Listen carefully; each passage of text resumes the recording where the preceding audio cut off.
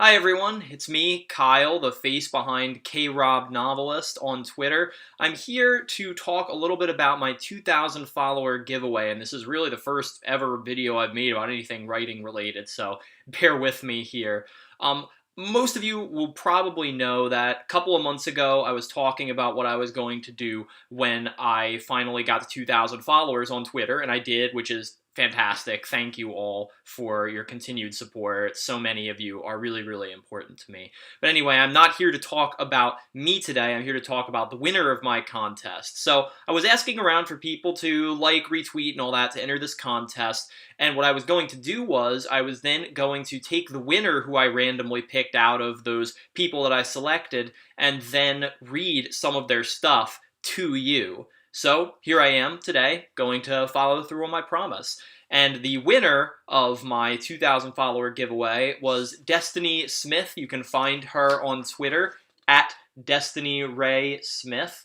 So check her out. She's really awesome and just a super, super nice person. And she's got some great writing to share with you guys too, so I'm going to get right to that. So I'm going to share two pieces with you today. The first is a long-form prose poem, and it's called A Public Drowning. There are times when she feels her anxiety will swallow her up completely. She grasps the reins of her life with white-knuckle force, hoping to redirect her wandering mind, but finds herself spinning in place, as usual. A crowded room, a fuzzy mind, a fearful heart. What does she fear? Herself, mostly. She fears she's too much. She fears she's not enough. She fears she's just not right. The hardest part is she knows others don't view her through the same condemning lens. They love her, embrace her, encourage her, yet she can never shake the condescending tone of her own subconscious. A flicker of joy, a wildfire of insecurity, a forest laid bare in the wake of her self-doubt. It's just that she's the kind of person who trusts too little and somehow loves too much. She forgets where she heard it from now, but somebody once told her that grief is the consequence of love. To this day, she believes that to be one of the few absolutes in this world. Those anxious tendencies remind her that grief is coming, as if warning her not to love so much. But that's not possible. She's just not wired for that kind of loneliness. A contagious smile, a just confrontation, a kind word from a stranger. Those are the things that set her soul on fire.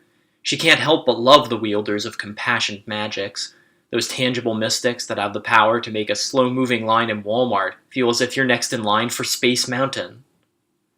But when love steps away, giving space for those in-between moments, the ones where the room is silent but her head is loud, those are the moments that make her wonder, is this what it feels like to drown? The second piece I have to share with you here is a flash fiction story titled Since She's Been Gone. I remember the chill of that night, temperatures so low it'd fuse your bones and sting your lungs. That was the night I finally accepted the truth. There, hidden amongst a scene of shattered ice that mirrored the state of my heart. She didn't love. She never would. At least, not how I loved her. Another drag of smoke, another mouthful of whiskey, another stabbing memory I yearned to cast off.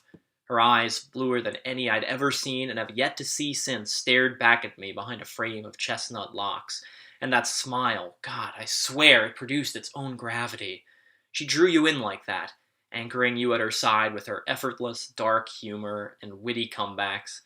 I saw it from the outside once, the way she pulled in her victims with a well-timed giggle, lending a seemingly helpful hand. The truth? She never had me fooled. I knew who and what she truly was from the first time I held her hand in mine. She was a huntress, dedicated to the thrill of it all. The second her prey stopped running, she'd stop chasing. But what she never took the time to see was that I was a huntress myself. Before her, I'd devoured my way through relationship after relationship. I'd lied, cheated, abandoned as if my life depended on it. I was the definition of a tortured soul. That is, until she walked in. Ever the Spitfire, with an all-consuming energy to match, she stole the show, and I let her in, just like that. But even true vulnerability wasn't enough to make her stay. I'd become dependable, and the goddess didn't do dependable. That fateful night when she walked out, taking my heart along with her, it reverberated in the depths of my mind for weeks. The way she bit at her bottom lip as she tapped her ruby nails against the bar top, just the same as she always did when she was nervous. You just don't excite me anymore, Nell. I'm sorry. Who knew a person could shatter over a single sentence? But I did. Right then and there, I died inside. My feet led at that point out onto the dock with little regard for the winter chill carrying on the wind. Pretentious, I muttered to myself as I narrowly caught my drunken frame sliding on a patch of ice. She was freaking pretentious anyway. Huh. Who needs her? I did. Without her, the world felt void of color and sound.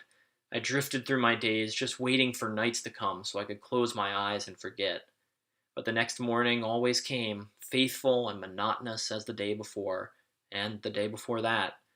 Even after she'd left, I was still a slave to her, to the memory of her touch.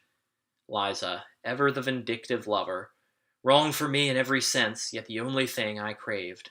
She was the ember that singed my wings, my most revisited scar. But that was then.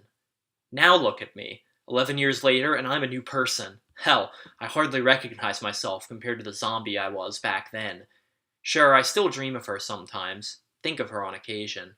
Maybe even imagine I smell her perfume as I traipse down the hallway now and again. But she's no longer the commanding force in my life, and for the first time, I can say I actually feel good, free.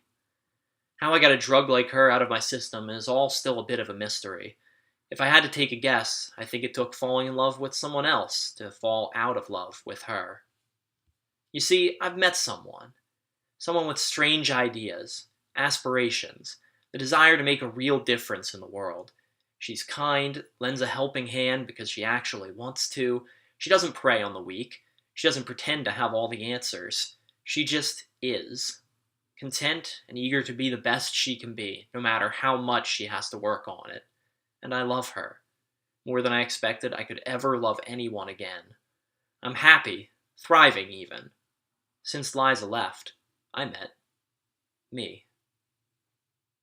Well, that's it, guys. Hope you liked those two pieces. And once again, you can learn more about the author, both in the little description I'm going to put underneath this video, and also on her Twitter page, at Destiny Ray Smith. Once again, like I said before, you should definitely go follow her. She's really awesome. So I hope you enjoyed my reading of those two pieces, and until next time, this is Kyle, signing off.